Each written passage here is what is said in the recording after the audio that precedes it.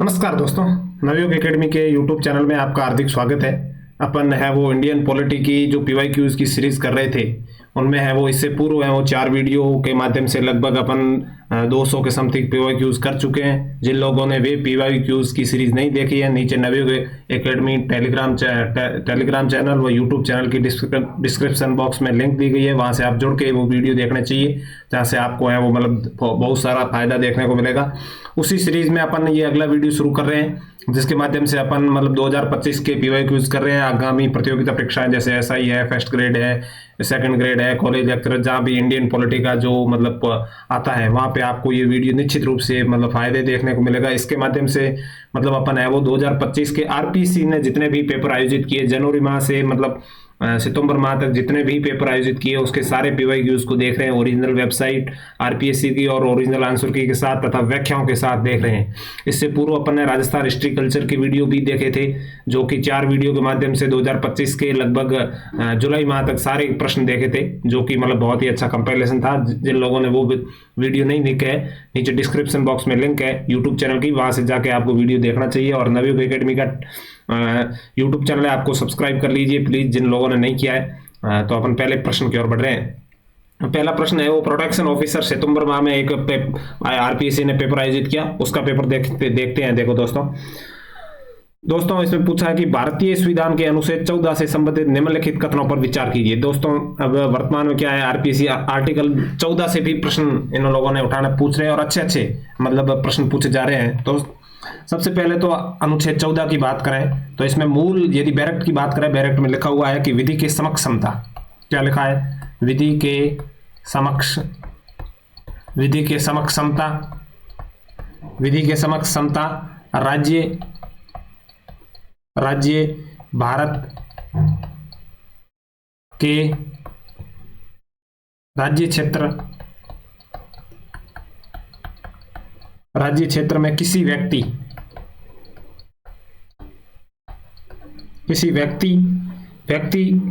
को विधि के समक्ष समता, विधि के क्या है? समक्ष समता, विधि के समक्ष समता और विधियों के समान संरक्षण,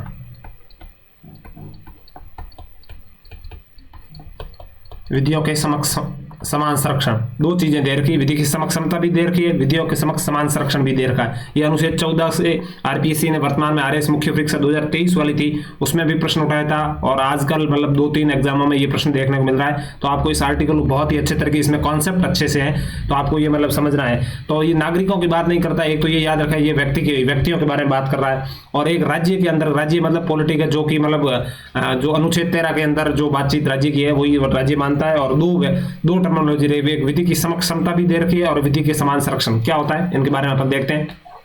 सबसे पहले बात करें विधि की समक्ष समता। एक है विधि समता, विधि की समक्ष समता, और यहां लिख देते हैं समान संरक्षण, विधि के समान संरक्षण। सबसे पहले देखें तो विधि सभी व्यक्तियों के साथ एक साथ व्यवहार करेगी। इसके अंदर समक्ष समता में क्या है? विधि है मतलब सभी व्यक्तियों के साथ क्या करेगी? सभी व्यक्तियों के साथ एक समान व्यवहार, कोई भी छोटा बड़ा कोई भी विधि के सामने मतलब है वो कोई भी किसी प्रकार का भेदभाव नहीं होगा। एक समान प्रक्रिया मतलब समान व्यवहार करेगी, अर्थात व्यक्ति की पद प्रतिष्ठा चाहे कोई भी हो, विधि एक समान दृष्टिकोण रखेगी। ये तो है किसमें? इसमें। और ये क्या है? और इसके अंदर क्या है? विधि की समान संरक्षण देखें तो विधि समान व्यक्तियों के साथ समान व्यवहार करेगी। क्या है? समान व्यक्तियों के साथ, समान व्यक्ति है उनके साथ समान व्यवहार, और असमान व्यक्तियों के साथ क्या करेगी? असमान व्यक्तियों के साथ क्या करेगी? असमान व्यवहार। ये याद रखना है। जैसे मतलब जैसे असमान व्यक्तियों कैसे? जैसे पुरुषों के साथ एक जैसे पुरुष और महिलाओं के साथ एक जैसा नहीं हो सकता, पुरुषों के साथ एक साथ पुरुषों के जैसा, महिलाओं के साथ एक जैसा महिलाओं के साथ व्यवहार। ऐसे कोई भी ऐसे नहीं कह सकता कि विधिक समक्ष समता है कि महिला पुरुष एक जैसे हैं, उनको मतलब है वो कुछ आरक्षण वगैरह उनका फायदा नहीं दिया जाना चाहिए। तो इसमें क्या है? मतलब एक जैसे जो लोग हैं, एक जैसे मतलब परिस्थितियां हैं, उनको क्या है? उनके साथ मतलब असमान व्यवहार, और मतलब एक जैसे अलग अलग, एक जैसे है उनके साथ समान, और अलग अलग है उनको क्या है? मतलब अलग अलग व्यवहार किया जाएगा। और ये दृष्टिकोण बात करें तो ये नकारात्मक दृष्टिकोण है, क्योंकि ये रोकता है हर चीज को, और ये सकारात्मक है, ये सकारात्मक है दृष्टिकोण की बात करें। और ये मतलब इंग्लैंड से लिया गया है और ये यूएसए से। और आजकल तो यहां तक भी पूछा जाने लगा है, इससे पहले ये वाइमर गणराज्य से, वाइमर गणराज्य जो मतलब जर्मनी था ना, वहां से। दोनों ऑप्शन में हो तो आप इसको करें, वाइमर गणराज्य को। और ये यूएसए से है, ये सकारात्मक करती है, समान परिस्थितियों में विधि क्या करती है, समान व्यवहार करती है। तो कहना मतलब दो टर्मिनोलॉजी आपको याद रखनी है, विधि की समक्षमता, सभी एक दृष्टिकोण, और इस जो ये मतलब अलग अलग करती है ना, अलग अलग व्यवहार, इसे क्या बोलते हैं, युक्ति युक्त वर्गीकरण। युक्ति, एक मिनट, युक्ति युक्त वर्गीकरण। ये आरएस मुख्य परीक्षा में प्रश्न पूछा था, युक्ति युक्त वर्गीकरण से आप क्या अभिप्राय है। तो आपको ये याद रखना है युक्ति युक्त वर्गीकरण क्या है, कि मतलब आर्टिकल 14 में जो एक समान मतलब विधि के समान एक समान व्यवहार करेगी तथा असमान व्यक्तियों के साथ असमान व्यवहार करेगी। जैसे कि पुरुषों के साथ एक जैसा व्यवहार हो गया, महिलाओं के साथ एक जैसा हो गया, पुरुष और महिला दोनों को एक जैसा व्यवहार नहीं किया जाएगा। और अर्थात यदि समान परिस्थितियों में समान व्यवहार करेगी, ये विधि का समान संरक्षण है। ऐसा भी पूछा जा सकता है कि विधि का युक्ति युक्त वर्गीकरण कौन से अनुच्छेद है, तब आपको अनुच्छेद 14 करना है। अलग अलग पूछा जा सकता है कि कौन सी टर्मिनोलॉजी। और लेकिन यदि इस प्रश्न की ओर देखें, देखो क्या दे रखा है, अपन पढ़ते हैं इस प्रश्न को कि आर्टिकल 14 में क्या है, अनुच्छेद 14 में अंतर्निहित मार्गदर्शक सिद्धांत है कि समान परिस्थितियों वाले व्यक्तियों तथा चीजों के साथ विशेष अधिकार तथा आरोपित दायित्वों के साथ एक साथ, बिल्कुल समान वालों के साथ समान, असमान वालों को असमान, विधि का समान संरक्षण में यही बात की गई। बिल्कुल ये पहला स्टेटमेंट क्या है, सही है। उसके बाद में दूसरा दे रखा है, दूसरे स्टेटमेंट बात रहा है कि अनुच्छेद 14 वर्गवत विधान, बिल्कुल वर्गवत विधान व युक्तियुक्त वर्गीकरण दोनों को निषेध करता है।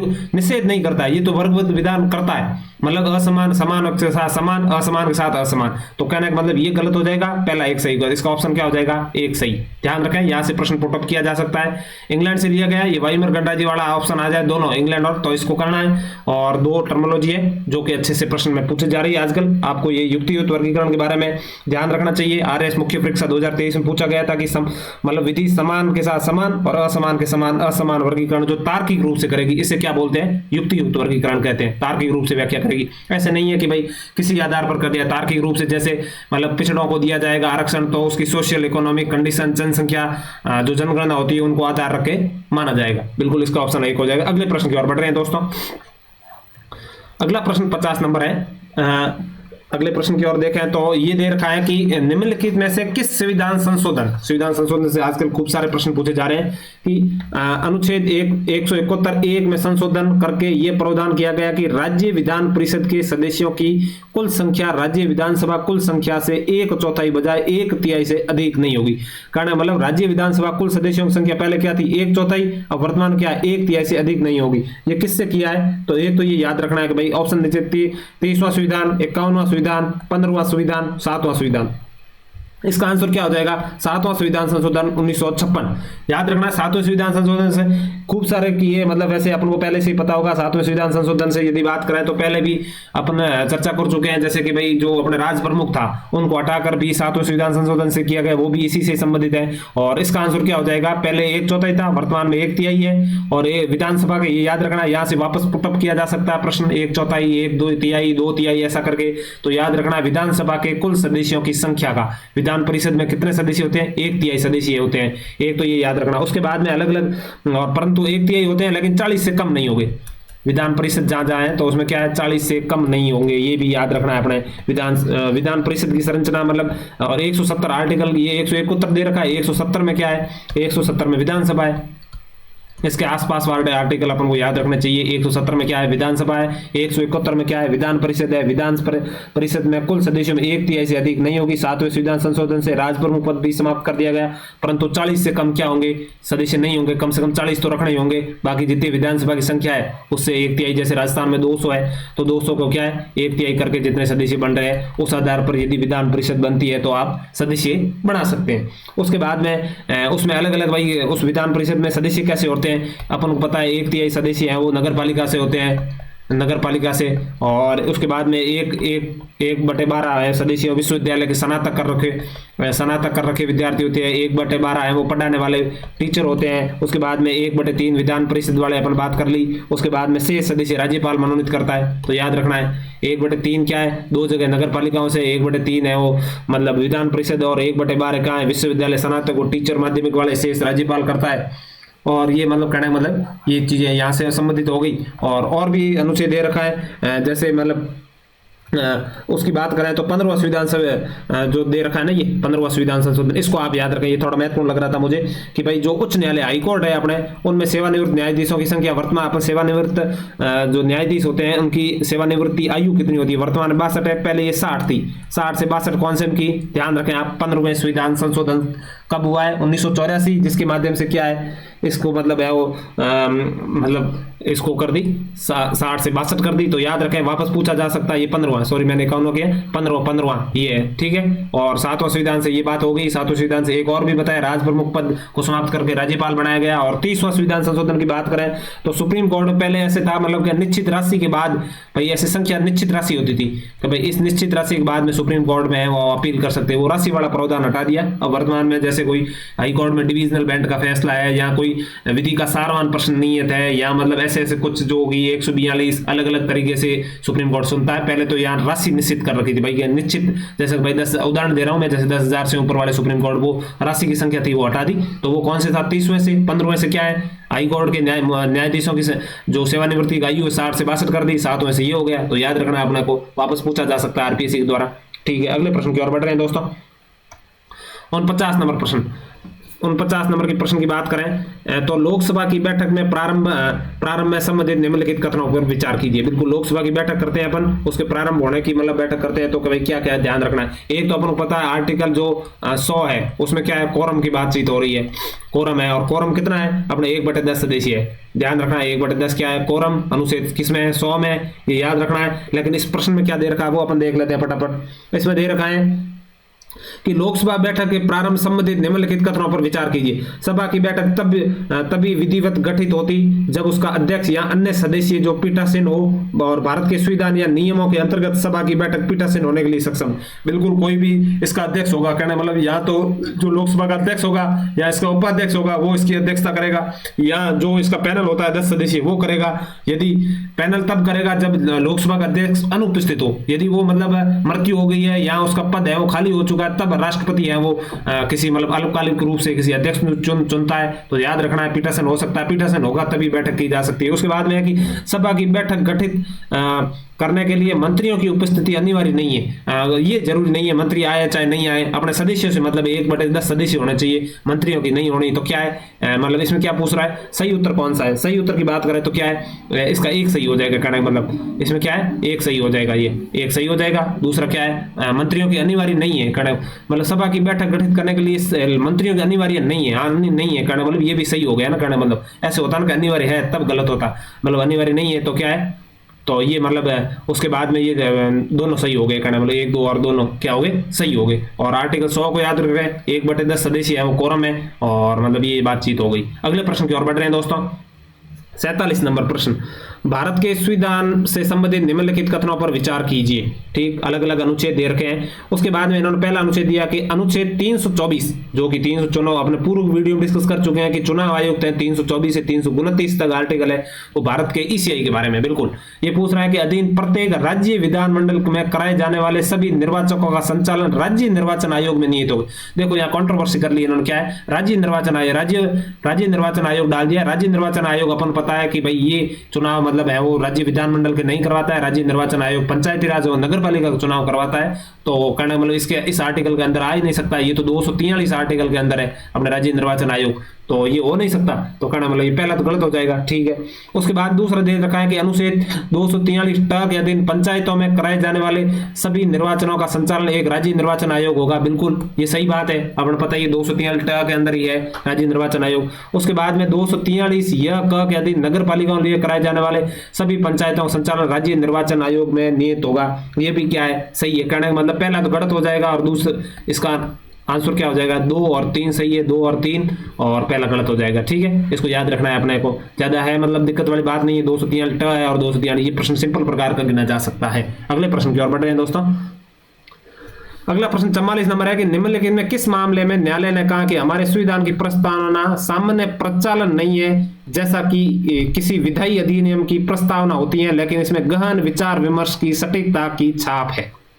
बिल्कुल ये प्रस्तावना प्रियम्बल से दिया था, बहुत ही अच्छे प्रकार का प्रश्न था, सामान्य देश को अपन पढ़ते भी नहीं थे। इसकी बात करें तो मतलब पहले बात तो प्रस्तावना के बारे में खूब सारे विवाद हुए। पहले प्रस्तावना में अखंडता शब्द दे रखा था, उसको लेकर विवाद हो गया शुरू में ही। सबसे पहले बेरूबाड़ी मामला आया था, मैंने पूर्व की वीडियो में भी इसका डिस्कस कर लिया था, वापस बता देता हूँ आपको याद हो जाए ताकि बार बार करें। बेरूबाड़ी मामले में मतलब प्रस्तावना मतलब भाई क्या भाई वो भारत का मतलब कुछ क्षेत्र था वो बांग्लादेश को देना था, पाकिस्तान को, मतलब उस चक्कर में भाई उसमें अखंडता शब्द लिखा तो लोग कोर्ट में चले गए कि भाई ये अखंडता शब्द का हनन हो रहा है। तो सुप्रीम कोर्ट उस समय पता ही है कि भाई देश नया नया आजाद हो रखा था, तो नेहरू जी मतलब एकदम तूती बोलती थी, तो उनके चक्कर में सुप्रीम कोर्ट में भी ऐसा फैसले दे दिया कि भाई प्रस्तावना है वो अपने संविधान का भाग ही नहीं है। ठीक है, उसके बाद में वापस केशवानंद भारती मामला जो अपने 24 अप्रैल 1973 वाला केशवानंद जो भारती वाला मामला है, इसमें वापस कहा कि भाई प्रस्तावना संविधान का भाग है या नहीं है। तो केशवानंद भारती ने बोला बिल्कुल प्रस्तावना क्या है, संविधान का भाग है, लेकिन ये एक अनुच्छेदों की तरह प्रभावी नहीं है। कहने का मतलब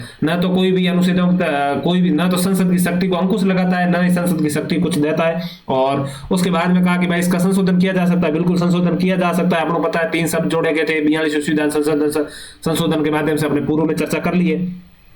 उसके बाद में मतलब यदि बात करें तो ये इसमें क्या है, इसकी बात करें तो उसमें केशवानंद भारती में तो ऐसा नहीं बोला था, वो बोला था उसके बाद में सज्जन सिंह बनाम राजस्थान राज्य, इस जो सज्जन सिंह वाला मामला था ना, इसी मामले में बोला था, क्या बोला था कि प्रस्तावना न्यायालय किसी भी सामान्य प्रचलन नहीं, जैसे कि विधायी मतलब है वो प्रस्तावना जो गहन विचार विमर्श की सटीकता, एक तो ये याद रखना, वापस पूछा जा सकता है। कहने बोला सज्जन सिंह मामले में प्रस्तावना के बारे में क्या केस आया कि सामान्य प्रचालन का नहीं, जैसा किसी विधायी अधिनियम की प्रस्तावना होती है, लेकिन गहन विचार विमर्श और सटीकता भी होती है। और केशवानंद भारती में क्या कहा, संविधान का भाग है प्रस्तावना, और बेरूबाड़ी में क्या कहा, संविधान का भाग नहीं है। उसके बाद में इसका आंसर तो ये हो जाएगा 2 नंबर, लेकिन अलग अलग बात करें तो ये क्या दे रखा है, आर कोयलो बनाम तमिलनाडु राज्य। कोयलो बात ने क्या था कि पहले मतलब अपने भूमि संरक्षण अधिनियम ऐसे कुछ मौलिक अधिकार, अपने देश की शुरुआत आजाद हुआ तो कुछ गड़बड़ हो रहे थे, मतलब टकरा रहे थे शासन सरकार के कामकाज करने के लिए। उसके बाद में क्या है कि सरकार ने एक नवी अनुसूची बना दी, उसके अंदर मतलब बहुत सारे ऐसे आर्टिकल मतलब ऐसे प्रावधान डाल दिए कि भाई जो भी मतलब कानून इस नवी अनुसूची के अंतर्गत डाल दिया गया तो उसका मतलब है न्यायिक पुनरावलोकन नहीं किया जा सकता। उसके बाद में क्या है कि मतलब फिर मतलब वो केशवानंद भारती वाला 1973 मामला आया, तो उन्होंने मतलब सुप्रीम कोर्ट ने बेसिक स्ट्रक्चर की ढांचे की अवधारणा दे दी। तो उसके बाद में कहा कि भाई मतलब किसी भी भाग का संशोधन किया जा सकता, लेकिन बेसिक ढांचे की मतलब है वो उसको मतलब तोड़ा नहीं जा सकता या उसके मतलब खिलाफ नहीं जा सकता। उसके बाद में नवी अनुसूची कोई मैं तो नहीं रहा, मतलब सुप्रीम कोर्ट को इतनी शक्ति आ गई, वो नवी अनुसूची के अंतर्गत जो भी मामले उनका भी मतलब न्यायिक पुनरावलोकन कर सकता है। उसके बाद में वापस पूछा गया कि भाई मतलब कोई लोग में क्या नवी अनुसूची में रखे हुए विधेयकों का मतलब अब वर्तमान में रखे तो क्या मतलब उसका न्यायिक पुनरावलोकन करेगा, सुप्रीम कोर्ट नहीं करेगा। तब इस कोई लोग में कहा कि भाई जो मतलब केशवानंद भारती से पहले मामले थे उनको तो नहीं कर पाएगा, लेकिन उसके बाद में यदि आप डाल रहे हो 1973 के बाद में नवी अनुसूची तो हमें वो मतलब नवी अनुसूची प्रभावी नहीं है, वर्तमान में उसका न्यायिक पुनरावलोकन कर सकता है सुप्रीम कोर्ट। तो कोई लोग इसके बाद में, और मेनका गांधी आपको पता है क्या है, मेनका गांधी अनुच्छेद 21 से संबंधित है, जो प्राण है एक स्वतंत्रता है ना उससे संबंधित होते, याद रखना है अपने। इसमें केशवानंद बता दिया, सज्जन सिंह में ये मामला आ रखा है, अलग प्रकार के फैक्ट है, आप यदि नोट्सों में सम्मिलित नहीं हो तो ऐसे सामान्यतः बस केवल वीडियो चला के आप टाइम पास नहीं करना है, जहां भी पढ़ रहे हो नोट्सों में ऐड करना है, तभी जाके इन वीडियो कुछ फायदा होगा, नहीं तो कोई मतलब नहीं। आदमी 5-7 दिन से ज्यादा याद नहीं रख पाएगा, ये सीधी सीधी बात है। तो आपको जो भी PYQs को जो भी अच्छे से जो भी मतलब आपको नहीं आ रहे कहने का मतलब वो सारे के सारे एक जगह डालने हैं, लिखने हैं, वापस आपके जो नोट्स है उसी के अंदर लिखना है, दूसरे इधर उधर के पन्ने में नहीं लिखना है, वो गुम हो जाएंगे और उनका कोई महत्व नहीं रहेगा। तो आप है वो मतलब याद, मैं आशा करता हूँ कि आप सारे जो अलग अलग प्रकार के तथ्य हैं जहाँ भी आपके नोट्स हैं वहाँ छोटे छोटे मतलब लाइन से या मतलब नीचे ऊपर जगह दे रखी हो वहां आपको एड ऑन करना है। अगले प्रश्न की ओर बढ़ रहे हैं दोस्तों, राज्य पुनर्गठन अधिनियम के बारे में बातचीत कर रही है। तो क्या है 42 नंबर का प्रश्न अपन देखते हैं अभी। ये प्रश्न है कि भाई पहले तो राज्य पुनर्गठन आयोग देश आजाद हुआ, उसके बाद भाषा के आधार पर मतलब भाई राज्यों की मांग होने लग गई और भाषा के आधार पर कर नहीं सकते थे देश के वो उस समय तत्कालीन मतलब प्रधानमंत्री हो चाहे जवाहरलाल नेहरू वगैरह सभी जानते थे कि भाषा के आधार पर यदि राज्यों का पुनर्गठन कर दिया तो देश के अंदर मतलब है वो एक मतलब अलग प्रकार की समस्या क्रिएट हो जाएगी। सभी लोग हैं वो भाषा के आधार पर बहुत सारे राज्यों की मांग करने लगे। तो सबसे पहले 1948 में क्या है, एस के धर आयोग बना। उन्होंने क्या किया भाई, उनको पूछा कि भाई राज्यों का गठन क्या भाषा के आधार पर होना चाहिए, तो उन्होंने बिल्कुल नकार दिया। उनको कहा कि भाई भाषा के आधार पर तो राज्यों का गठन नहीं किया जा सकता। उसके बाद में क्या है, दूसरा बना JVP कमेटी। जेवीपी ये भी 1948 में बनी, आप याद रखें सन वगैरह सब। जेवीपी कमेटी कौन थे? जवाहरलाल नेहरू थे, और उसके पंडित वल्लभ भाई पटेल थे, और पट्टाभी सीतारामैया, ये 3 स्वदेशी थे। और इन्होंने भी भाई ये जो धरा आयोग वाली बात थी ना कि भाई भाषा के आधार पर तो नहीं बढ़ाएंगे, उस समय नेहरू जी ने, पटेल ने, पट्टाभी सीतारामैया ने, और उसके पहले एस के धरा आयोग, इन्होंने भी नकार दिया कि भाषा के आधार पर नहीं हुआ। उसके बाद में क्या है कि मतलब बहुत ज्यादा आंध्र प्रदेश में अपना वो पट्टाभी सीतारामैया 53 दिन की भूख हड़ताल हो गई। उसके बाद में एक 1953 में मतलब है वो क्या है कि वो भाषा के आधार पर आंध्र प्रदेश को क्या है मतलब भाषा के आधार पर देश का प्रथम राज्य बनाना पड़ा। उसके बाद में बात करें तो बाद में फजल अली आयोग बनाया गया। क्या है? फजल अली आयोग बनाया गया। कब बनाया गया? 1953 में। ये राज्य मतलब ये आंध्र प्रदेश इस कमीशन के से पहले ही बन गया था, ये याद रखें आप। 1953 में ये आयोग बनाया गया। आयोग ने मतलब है वो, इसके 2 सदस्य और थे, यदि याद रखें आप तो। इसके क्या है, फजल अली आयोग के 2 सदस्य और थे। एक तो कौन थे? एक तो अपने थे के एम पणिकर, और एक थे हृदयनाथ कुंजरू। एक कौन थे? हृदयनाथ कुंजरू, 2 सदस्य थे। उन्होंने सिफारिशें दी बाद में अपना सिफारिशें कब की? 1956 में इन्होंने क्या है सिफारिशें दी, और सिफारिशों में अलग अलग प्रकार की सिफारिश दी। इन्होंने भाषा के केवल भाषा नहीं होना चाहिए, ध्यान रखना, आपको स्टेटमेंट पढ़ते समय ध्यान रखना, केवल भाषा को नकारा इन्होंने, केवल भाषा को नकारा, लेकिन भाषा के आधार पर इन्होंने स्वीकार किया भाई ऐसा नहीं हो कि केवल एक भाषा है आपके तो राज्यों का मतलब गठन होना चाहिए, ऐसा नहीं होना चाहिए। लेकिन अन्य बातें 4 इन्होंने अलग प्रकार के स्टेटमेंट दिए। इन्होंने कहा कि भाई एकता अखंडता का ध्यान रखना चाहिए, एकता और अखंडता का भी ध्यान रखना चाहिए। भाषा का तो ध्यान रखोगे, उसके साथ एकता अखंडता का ध्यान रखो आप। और उसके बाद में वो मतलब आर्थिक वित्तीय स्थिति का भी ध्यान रखो राज्य को, केवल भाषा के आधार पर आप राज्यों का नहीं करें। और आयोजना की भी ध्यान रखो, आयोजना मतलब प्लानिंग कैसी हो वो भी ध्यान रखो। उसके बाद में मतलब आर्थिक वित्तीय प्रशासनिक स्थिति के बारे में भी इन्होंने दिया, तो ध्यान रखना है ये केवल भाषा के आधार पर नहीं। 1956 के एम पणिकर, हृदयनाथ कुंजरू, फजल अली आयोग 1956 में इन्होंने अपनी सिफारिशें दी। उससे पहले 1953 में आंध्र प्रदेश बन गया। जेवीपी कमेटी ने भाषा का आधार पर नकार दिया, एस के धर ने भी नकार दिया। तो अपन इसको पढ़ लेते हैं क्या बोला इन लोगों ने प्रश्न में। राज्य पुनर्गठन आयोग 1953 के संबंधित कथनों पर विचार कीजिए। बिल्कुल विचार कर लेते हैं अपन अभी। इन्होंने बोला है कि 1955 में, वैसे 1956 में इसकी सिफारिशें लागू हुई थी, लेकिन इन्होंने क्या है 1955 में अपनी सिफारिशें दे दी थी। तो अपनी रिपोर्ट में आयोग ने यह व्यक्त किया कि भाषाई एक रूपता, प्रशासनिक सुविधा, बिल्कुल मैंने कहा भाषाई एक रूपता होनी चाहिए, साथ में क्या होना चाहिए, प्रशासनिक सुविधा, दक्षता महत्वपूर्ण कारक के रूप में भी माना जा सकता है। बिल्कुल केवल भाषा नहीं माना, किंतु उसे अन्य सभी प्रशासनिक, वित्तीय, राजनीतिक विचारों को दरकिनार करते हुए अनन्य बाध्यकारी सिद्धांत के रूप में मान्यता नहीं दी। यही बात मतलब बात यही है, केवल भाषा को नहीं माना। इन्होंने क्या कि स्टेटमेंट को थोड़ा मतलब अलग प्रकार के बनाया ताकि पढ़ने वाला मतलब घबरा के इसको छोड़ दे जाए। देखो ये बात यही है, केवल भाषा को नहीं माना इन्होंने, यही बात आप वापस पढ़ सकते हो। देखो 1955 में रिपोर्ट में आयोग ने यह व्यक्त किया कि भाषाई एक रूपता को प्रशासनिक सुविधा, दक्षता के लिए महत्वपूर्ण कारक के रूप में माना जा सकता है, किंतु इसे अन्य सभी प्रशासनिक व वित्तीय राजनीतिक विचारों को दरकिनार करते हुए अनन्य बाध्यकारी सिद्धांत के रूप में मान्यता नहीं दी जा सकती। केवल भाषा के आधार पर बाध्यकारी नहीं दी जा सकती, कहने मतलब ये स्टेटमेंट बिल्कुल सही है। केवल भाषा को नहीं माना, अन्य चीजें भी होनी चाहिए, और वो भी भाषा का आधार बाध्यकारी राज्य गठन का इन्होंने नहीं माना। उसके बाद बोला है कि आयोग की सिफारिश के पश्चात हालांकि बंबई व पंजाब भाषा के आधार पर पुनर्गठित नहीं किया गया था।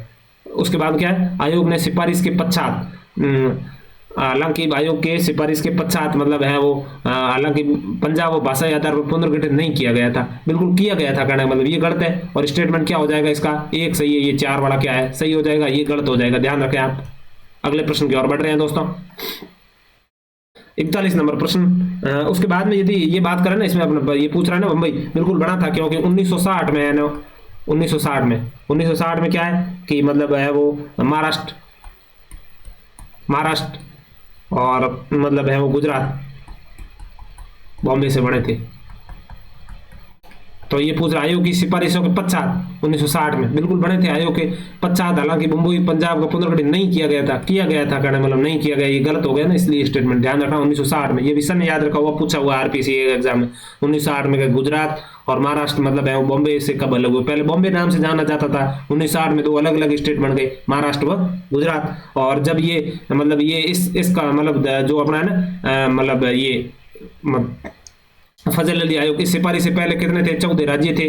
और क्या थे, 14 राज्य थे, ध्यान रखना ये भी बात अपन को। और 1966 में क्या हरियाणा पंजाब हरियाणा मतलब ये भी चंडीगढ़ प्रशासनिक चीजें बनी थी। अगले प्रश्न की ओर बढ़ रहे हैं दोस्तों। कमेटियों से अपने पूर्व की वीडियो में डिस्कस कर लिया था। जिन लोगों ने वे पहली बार वो वीडियो देख रहे हैं अपने ये इससे पूर्व 4 वीडियो पॉलिटी के कर लिए, आपको डिस्क्रिप्शन बॉक्स के माध्यम से लिंक मिल जाएगी यूट्यूब की। अपने प्ले लिस्ट में जाके नवयुग में चारों वीडियो देख रहे हैं, आपको खूब सारा फायदा मिलेगा देखना। मैंने व्याख्या भी बताई है इधर उधर की। आप पॉलिटी में तभी लीड ले सकते हो, पहली बार देख रहे हैं तो आपको पता ही है केवल नोट से वर्तमान काम नहीं चल रहा है। पॉलिटी का जो एग्जामिनर है वो बहुत ही खतरनाक वो तूफानी प्रकार का प्रश्न पत्र बना रहा है, तो आपको सारे के सारे पीवाईक्यूज याद करने हैं, सारे के सारे संवैधानिक संशोधन है वो याद करने हैं, अन्य प्रकार के जो तथ्य दे रखे हैं वो अपने नोट्सों में ऐड करने हैं, तभी आप मतलब है वो अलग प्रकार से लीड ले सकते हो। 10 एक % जहाँ लगभग सभी प्रकार के मतलब जो पेपर आयोजित होते हैं उसमें पॉलिटिक आते हैं, आप तभी लीड ले पाओगे, तब ये प्रकार अलग प्रकार का एफर्ट करोगे, नहीं तो आप 3-4 पे अटक जाओगे और आप लीड नहीं ले पाओगे। पॉलिटी में आपको लीड लेके ही आपको आगे बढ़ना पड़ेगा, क्योंकि राजस्थान हिस्ट्री वगैरह या राजस्थान ज्योग्राफी पॉलिटी राजस्थान वाले लगभग विद्यार्थियों एक जैसी होती है। आपको कुछ अलग करना पड़ेगा, तो कुछ ऐसी सब्जेक्ट जैसे साइंस हो गई, इंडियन पॉलिटी हो गई, जिसमें अधिकतर लोग हैं वो जितने एफर्ट नहीं मारते हैं, तो आपको एफर्ट करने पड़ेंगे। नवयुग एकेडमी के आप है यूट्यूब चैनल को सब्सक्राइब करके वहां से अपने वीडियो देख रहे हैं आपको, और अच्छा लगे तो आप लाइक वाइक करते रहना यार। संविधान सभा के निम्नलिखित समितियों में से राजेंद्र प्रसाद द्वारा नहीं की गई, कहने वाला राजेंद्र प्रसाद किन किन कमेटियों के अध्यक्ष थे, मैंने पहले ही बता दिया, वापस बता देता हूँ। राजेंद्र प्रकार एक तो अपने संविधान सभा की जो संवैधानिक संसाधन अपने ये संविधान सभा की होती थी उसके अध्यक्ष राजेंद्र प्रसाद ही थे, अपने को पता है। एक तो प्रक्रिया नियम समिति के अध्यक्ष कौन थे, प्रक्रिया नियम राजेंद्र प्रसाद थे एक कमेटी ये प्रक्रिया नियम। दूसरी कौन सी थी, दूसरी थी संचालन समिति, वो अध्यक्ष थे, तो संचालन निश्चित रूप से यही करेंगे ना, और तो कोई कर सकता है, जो अध्यक्ष होता है वही मतलब सब सदन की संचालन समिति, एक ये संचालन समिति के अध्यक्ष यही थे। और उसके बाद में कौन सा है, एक राष्ट्र ध्वज तदर्थ समिति के भी यही थे। और एक चौथी कमेटी तो कौन सी थी, फाइनेंस एवं स्टाफ कमेटी मतलब थी, उसी के अध्यक्ष ये भी थे। 4 कमेटियों अपने याद रखना है, सामान्यतः सीधे सीधे याद रख लो, कोई दिक्कत होगी नहीं। कभी ये वापस किसी और से जोड़ रखी होगी, अलग अलग प्रकार के प्रश्न तथ्य यही है, अलग अलग प्रकार पर एग्जामिनर ये मतलब इसी पैटर्न में आएगा, ये आप न मान के चले पीवाईक्यूज को फायदा आप ऐसे चलोगे कि भाई यही आएगा सीधे सीधे रट लेते हैं, ऐसा नहीं आएगा। आप ये 4 कमेटी याद कर लेते हैं कि प्रक्रिया नियम, संचालन, राष्ट्र ध्वज और फाइनेंस कमेटी, इनके राजेंद्र प्रसाद है। यहाँ तो वापस किसी अलग से जोड़ रखी होगी, यहाँ कभी ऐसे मिलान पूछ लेगा, कभी और पूछ लेगा किसका नहीं है या है, तो यही तो पीवाईक्यूज फायदा है। ऐसे आप सीधे सीधे मतलब एक स्पून फिटिंग की तरह काम नहीं हो सकता। एग्जाम आरपीएससी वर्तमान बहुत ही मतलब तूफानी प्रकार खेल रही है, तो आपको पहले माइंडसेट रखना है कि भाई इस प्रकार के किसी भी जोड़ तोड़ के वो पूछेगा अलग अलग प्रकार, वो इससे हटेगा नहीं करने, मतलब ये तथ्य उसके दिमाग में चल रहे हैं तो वो पूछेगा इनके आसपास ही, तो ये पूछ लो अपने देख लो क्या है। इसमें पूछ रहा है कि भाई कौन कौन सी है, तो एक तो ये हो गया कहना मतलब राष्ट्र ध्वज तदर्थ समिति है, इसके नहीं पूछा है तो बिल्कुल इसके है। वित्त एवं कर्मचारी स्टाफ एवं फाइनेंस इसके भी है कहने मतलब, और कार्य आदेश ऐसी कोई कमेटी नहीं, और ये फ्रेंडिशियल कमेटी इसके भी नहीं थे। इसका आंसर क्या हो जाएगा, नहीं पूछा है तो 3 और 4 इनके नहीं थे, दोनों के थे। 2 कमेटियां और है आप याद रख रहे हैं, एक तो कौन सी है प्रक्रिया नियम, एक या थी संचालन नियम, ये राजेंद्र प्रसाद इसके थे। अपने पहले दूसरी वीडियो दोनों में कमेटियां वहां पूछी हुई थी, वहां भी चर्चा की थी, यहाँ वापस कर लिए। अगले प्रश्न की ओर पूछा है, ये अपने लोकपाल के बारे में पूछा है। लोकपाल अपन को पता ही है कि भाई 2013 में अधिनियम आया था लोकपाल का, अन्ना हजारे वगैरह उन्होंने आंदोलन किया, यूपी सरकार जाते जाते लोकपाल पारित की, और उसके बाद में 2014 में है वो मतलब इसके गठन हुआ था कहना मतलब ये इंप्लीमेंट हुआ था। और इसके अध्यक्ष कौन होता है, सुप्रीम कोर्ट का जज होता है कहना मतलब, सुप्रीम कोर्ट में तो जज हो या मतलब जैसे हाई कोर्ट वाला हो तो कोई उसका हाई कोर्ट का सीजे होना चाहिए, ऐसे काम नहीं चलेगा। हाई कोर्ट का सीजे होना चाहिए, वहां जज होगा, वर्तमान वो होना चाहिए, या मतलब सेवानिवृत्त हो तो भी चलेगा। इसके सदस्य अपने पूर्व वीडियो में चर्चा की, एक अध्यक्ष हो गए, 8 सदस्य हो गए। 50% सदस्य कहाँ से होना चाहिए, न्यायिक होना चाहिए कहने मतलब, किसके, लोकपाल के 50% न्यायिक होने चाहिए। और उसके बाद में अन्य सदस्य होने चाहिए। इसके कार्यकाल क्या है, 5-70 होने चाहिए, ये भी अपन को पता है 5-70। और इसकी चयन कमेटी कौन होता है, एक तो पीएम एक एलओपी, ये दोनों सीटें तो हमेशा ही होते हैं, जितने भी आयोग होते हैं 2 होते ही है, एक पीएम एलओपी हो गया, एक लोकसभा का अध्यक्ष ओम बिरला जी लोकसभा का क्या है अध्यक्ष, और एक क्या हो गया सीजीआई हो गया, और एक राष्ट्रपति द्वारा निर्वाचित विधि वेता। 1, 2, 3, 4 और 5 कमेटी होते हैं, इन ये सिफारिश करते हैं राष्ट्रपति को, राष्ट्रपति है वो क्या बनाता है, लोकपाल बनाता है। और उसके बाद में ये क्या करता है, भ्रष्टाचार की जांच करता है। इसमें पता ही है अपन को, लोकायुक्त में या राजस्थान के सीएम वगैरह नहीं आते हैं, या पीएम भी आते हैं, मंत्री भी आते हैं, मतलब संसद के सदस्य भी आते हैं। इधर विधायक नहीं आते हैं, उधर संसद के सदस्य भी जाते हैं। ये अपने पूर्व वीडियो में चर्चा कर ली, वापस बता रहा हूँ ये क्या पूछ रहा है, देख लेते हैं अभी। जैसे पूछा है कि भाई सही नहीं है, 3 तो सही है, एक गलत पूछ रखा है, तो देख लेते हैं अभी। लोकपाल के पास अपने द्वारा संदर्भित मामलों के लिए सीबीआई सहित केंद्रीय जांच एजेंसियों के प्रवेश की शक्ति है। बिल्कुल, सीबीआई का डायरेक्टर होता है ना नियुक्त, तब भी इसे लोकपाल से पूछा जाता है, और कुछ मतलब आपस में इस लोकपाल मतलब निगरानी भी रख सकता है सीबीआई के कार्यों के ऊपर। सीबीआई का डायरेक्टर, उसमें भी आपको पता होगा कि भाई सीजीआई जो देश का चीफ जस्टिस होता है, लोकसभा का अध्यक्ष होता है, प्रधानमंत्री होता है, ये उनको नियुक्त करते हैं। और तो कहने मतलब वो भी भ्रष्टाचार खिलाफ है और ये भी है, तो सीजीआई और ये आपस में इंटर कोऑर्डिनेट करते हैं, कहने मतलब ये याद रखना है आपको। उसके बाद में दूसरा स्टेटमेंट दिया कि लोकपाल कितनी भी राशि विदेश से धन प्राप्त करने वाली संस्था को जांच कर सकता है। या इन्होंने क्या है, गड़बड़ किया, कितनी भी राशि नहीं है, क्या है, 10,000 रुपए, 10,000 नहीं, सॉरी 10 लाख। क्या है, कोई विदेशी दान पाएगा 10 लाख से ऊपर से कोई भी दान प्राप्त करता है तो उसकी जांच कर सकता है। एक तो ये संख्या याद रखें, वापस स्टेटमेंट बना के ऐसे पूछा जा सकता है कि भाई विदेशी सहायता प्राप्त लोकपाल जांच कर सकता है, 5, 10, 15, 20 ऐसे ऑप्शन दिया जा सकता है। तो आपको याद रखना क्या है, 10 लाख रुपए है, उससे ज्यादा किसी भी मतलब है वो कोई विदेशी दान प्राप्त करने वाली संस्था है, उसको वो क्या करता है, लोकपाल जांच कर सकता है। और उसके बाद में ये तो गलत हो गया, कहने मतलब गलत ही पूछा, अपना आंसर तो 2 हो जाएगा। नीचे वाला क्या है, लोकपाल संसद के अधिनियम द्वारा स्थापित पर संवित निकायों का अधिकार से क्षेत्र प्राप्त है। सही बात है, लोकपाल के किसी भी ऐसे व्यक्ति के विरुद्ध भ्रष्टाचार के आरोपों की जांच करने का अधिकार है जो प्रधानमंत्री किया है या रह चुका। मैंने अभी बोला प्रधानमंत्री भी आते हैं संसद सदस्य भी इसी के अंडर में आते हैं। अगले प्रश्न की ओर बढ़े, बहुत ही अच्छा प्रकार का प्रश्न था ये सामान्यतः। उसके बाद में इन्होंने क्या है, गोवा के बारे में प्रश्न पूछा है कि भाई गोवा, दमन, दीव पुर्तगालियों को शासन कब हुआ। कहना मतलब पूछा है कि गोवा वगैरह अपने आपको पता होगा कि भाई पुर्तगालियों का गोवा को 1510 में ही पुर्तगालियों ने कब्जा कर दिया था। सबसे पहले अपने विदेशी कंपनी आती है, सबसे पहले कौन आए थे, पुर्तगाली आए थे। आपको याद होगा मॉडर्न हिस्ट्री में आप लोगों ने पढ़ा होगा, पुर्तगाली सबसे पहले आए थे। 510 में ही उन्होंने गोवा कर दिया, गोवा उनका मुख्य केंद्र था। उसके बाद में मतलब दादर नगर दामन हवेली पर भी किसका था, एक दादर नगर हवेली है ना, दमन दीव वगैरह, उनके ऊपर भी पुर्तगाली था। कड़क मतलब उनको उनसे वहां से तो 1954 में मतलब उनको भगा दिया। उसके बाद में 1961 तक कहने मतलब पुर्तगालियों का गोवा के ऊपर कब्जा रहा। और 1961 में ऑपरेशन विजय, कौन सा, ऑपरेशन विजय चलाकर मतलब पुलिस कार्रवाई, वो सेना के माध्यम हस्तक्षेप करके इनको मतलब है वो 26 जनवरी को मतलब क्या ये ऑपरेशन विजय कब चला गया, 1961 को चलाकर है वो पुर्तगालियों के यहाँ बाहर निकाला मतलब। और उसके बाद में अमेरिका, यूएसए वगैरह ये विरोध में भी थे, क्योंकि ये पुर्तगाली है वो नाटो का सदस्य है, इसलिए इन्होंने विरोध भी किया था। लेकिन ये याद रखना वो फैक्ट कब था, 1961। इसका आंसर 3 हो जाएगा। अगले प्रश्न की ओर बढ़ रहे हैं दोस्तों। अगला देखो, अभी अपने चर्चा की थी वहीं से ये मतलब व्याख्या की थी, कारण मतलब प्रश्न तो अलग था लेकिन व्याख्या से वापस आ जाता। देखो, जून 1948 में गठित भाषाई प्रांत आयोग के प्रमुख किसे बनाया गया, एस के धर, बिल्कुल आसान प्रकार का था। उसके बाद में ये 3 ये क्या थे, जेवीपी, ये भी 1948 में ही बनाया था। ये भी तीनों बाद में जेवीपी कमेटी बनी थी, उसके पंडित नेहरू भी थे, पट्टाभी सीतारामैया, सरदार पटेल थे। उसके बाद में वो बनी थी अपने मतलब फजल अली आयोग, उसमें 2 सदस्य थे, वो भी मैंने बता दिया। तो इसका आंसर क्या हो जाए, एस के धर। अगले प्रश्न की ओर बढ़ रहे हैं। भाषा का आधार पर इन्होंने क्या है, नकारा, भाषा का आधार पर राज्यों की समर्थन नहीं किया था एस के धर। ध्यान रखना 3 आयोग बने, तीनों को अपना अलग अलग प्रकार के। अगले प्रश्न दोस्तों बढ़ते हैं। अगला है कि भाई 1947 में औपनिवेशिक शासन के अंत के संबंध में निम्नलिखित कौन सा कथन सत्य नहीं है। कहने मतलब 3 तो सत्य है, 1 सत्य नहीं पूछा है। बिल्कुल ये पूछ रहे हैं कि भाई साहब, पहला पूछा है कि भाई संविधान सभा ने नया ध्वज स्वीकार कर लिया जो कि 1923 में कांग्रेस का ध्वज था। पहले कांग्रेस का था, उसी को संविधान सभा में ध्वज कर लिया। इसमें मामूली बदलाव किया। पहले अपन को पता है, ये याद रखना अपन को कि भाई संविधान आजाद होने से पहले क्या था, ऐसा पूछा जा सकता। चरखा है और ये कांग्रेस का था, 1930 में अपनाया था, ये भी याद रखना है। ये जो प्रश्न के अंदर हिंट मिल रहे हैं, हिंटों से सीखना है, कहने बोले याद रखना। केवल स्टेटमेंट में पढ़ के इसको भूलना नहीं होता है, क्योंकि इन्हीं से ही वापस आसपास गुजरेंगे ना, तभी आप देखोगे खूब सारे आप पूरे क्विज को यदि इसी फॉर्मेट में आप क्या है कि मतलब सामान्यतः एक पेपर पढ़ लिया, उसके 2-4 पढ़ लिए, उसको वापस भूल गए, उसके बाद में कोई पेपर आ जाएगा माना कि टेलीग्राम वगैरह पे, तो आप सारे प्रश्न एक साथ सारी सब्जेक्ट को देखते हैं, तो आपको मतलब वो पैटर्न समझ में नहीं आ पाता है। पैटर्न समझने के लिए क्या है, ये अपने मैंने जो पीडीएफ बना रखा है, सारे के सारे 2025 के एक ही साथ पीडीएफ डालने होते हैं। 5 प्रश्न कहीं पूछ लिए, कहीं 6 पूछ लिए, कहीं 10 पूछ लिए,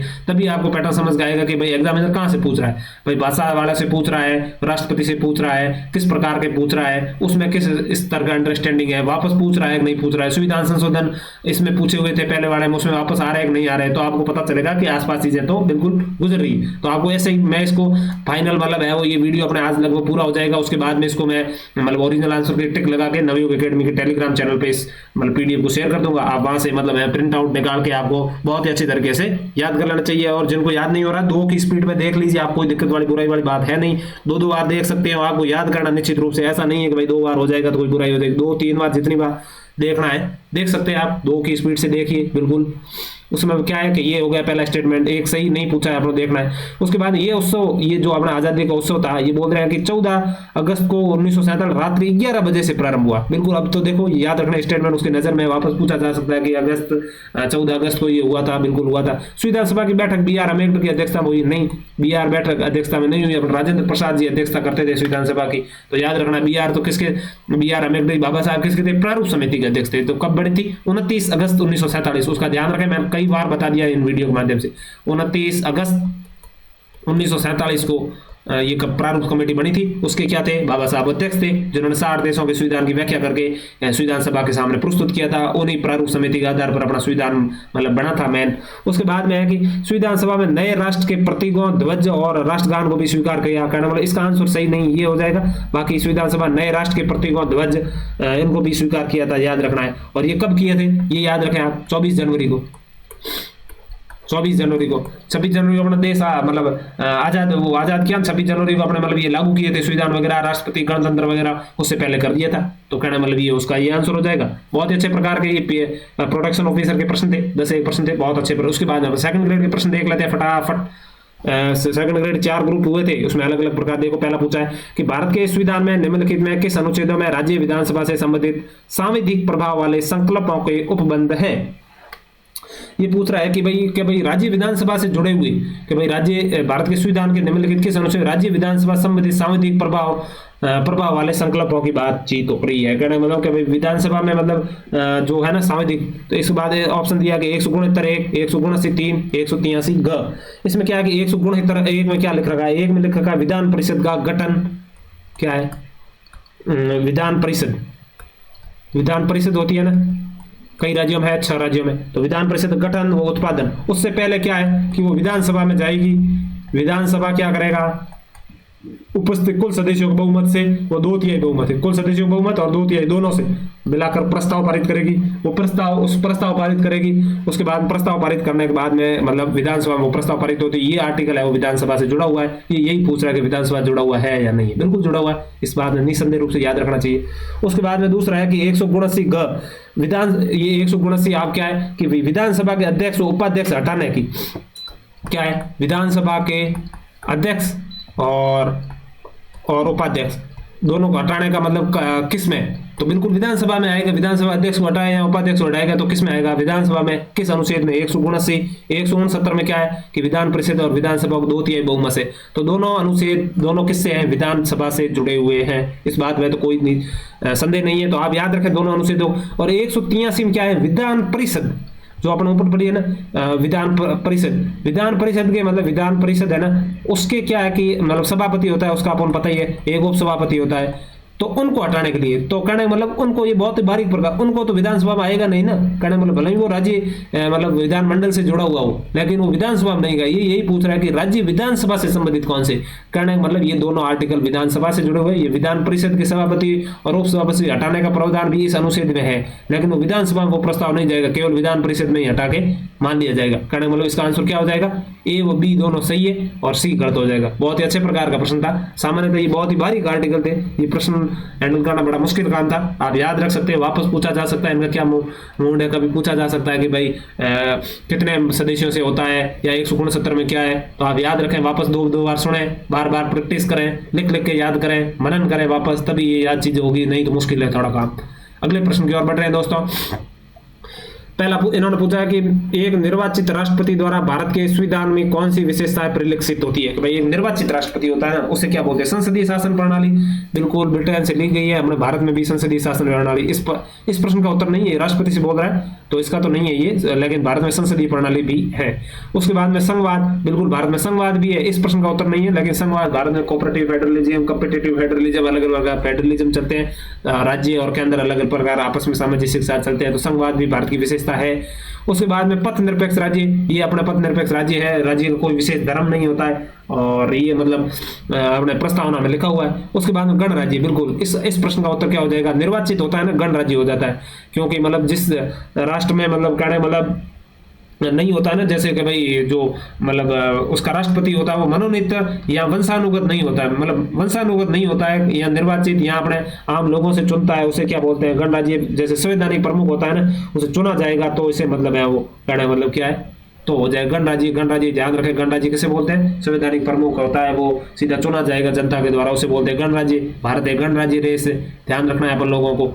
और उसके बाद में मतलब इसका आंसर ये हो जाएगा पथ निरपेक्ष। अपन पता है 42वें संविधान संशोधन 1976 प्रस्तावना में जोड़ा था, और राज्य को कोई विशेष धर्म नहीं होता। अगले प्रश्न की ओर बढ़ रहे हैं दोस्तों, ये भी अगले अच्छा प्रकार प्रश्न था। किस संविधान संशोधन अधिनियम द्वारा संविधान की संशोधन विधेयक पर राष्ट्रपति की अनुमति अनिवार्य माना गया? कि भाई राष्ट्रपति की ऐसा कौन सा संविधान संशोधन, एक तो अपन को पता है कि भाई आर्टिकल 368 में क्या है, 368 में अनुच्छेद, भाग याद रखना है आपको, ये अनुच्छेद याद रखना है निश्चित रूप से।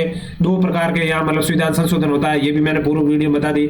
एक तो होता है विशेष बहुमत से, विशेष बहुमत एक मतलब विशेष प्लस 50% राज्यों से। भाई 50% राज्यों से कौन से हैं, जैसे मतलब कोई भी राज्यों का हित प्रभावित हो रहे हैं तो वो 50% राज्यों से हो गए। और विशेष से जैसे नीति निर्देशक मूल अधिकारों में, तो संविधान संशोधन में संविधान संशोधन कितने प्रकार का होता है कि भाई 300 आर्टिकल। वैसे एक और प्रकार का वो 368 के तहत नहीं है, वो सामान्य प्रकार का होता है। कारण मतलब 300 संविधान संशोधन के नाम से दो प्रकार के, एक विशेष बहुमत द्वारा संविधान संशोधन, एक विशेष बहुमत प्लस आधे राज्यों के समर्थन से। विशेष बहुमत से मूल अधिकार या नीति निर्देशक तो ऐसे कुछ प्रावधानों के लिए है, और जो अपने मतलब विशेष प्लस आधे राज्यों वाले ये कुछ मतलब राज्यों की शक्तियों से संबंधित है, जहां से राज्यों की शक्ति या मतलब राष्ट्रपति वगैरह हो गया, उनका चुनाव हो गया, या न्यायपालिका से संबंधित हो गए, कुछ ऐसे अनुच्छेदों के बारे में है।